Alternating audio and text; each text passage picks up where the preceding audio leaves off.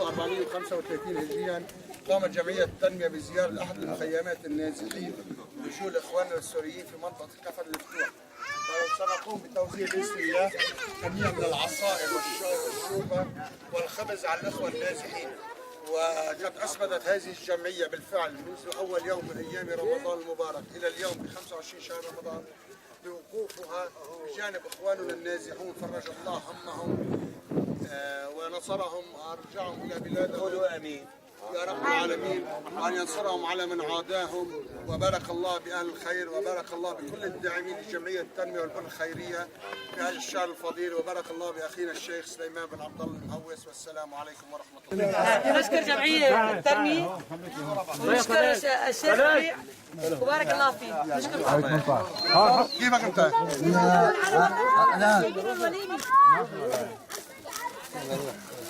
يلا روح يا طلال. يلا نشكر جمعية التنمية الخيرية في يكا.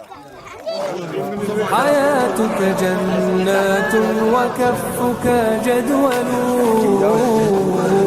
وخيرك سيال وغيرك ينهل.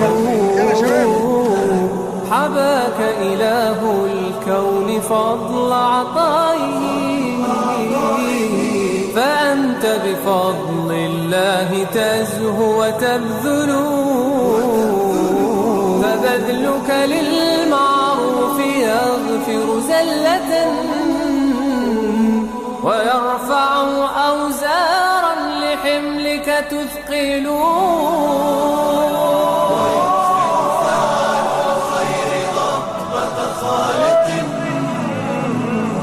لديه محب الخير يسمو ويفضل.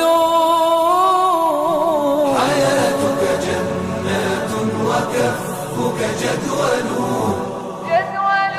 وخيرك سيال وغيرك ينهال. أتعلم أن البر للمال حافظ، فليس بمنقوص ولا يتبدل. وربك مبسوط اليدين يزيده،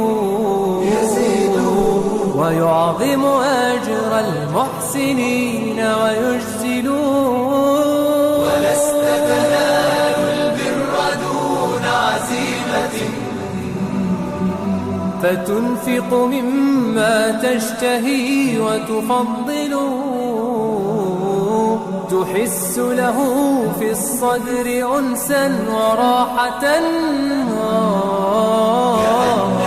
إذ تعطي لخيرك تحمل. يظلله الرحمن سابع سبعة، ببرد ظلال العرش يوم يظلله الرحمن سابع سبعة، ببرد ظلال العرش يوم يظلله.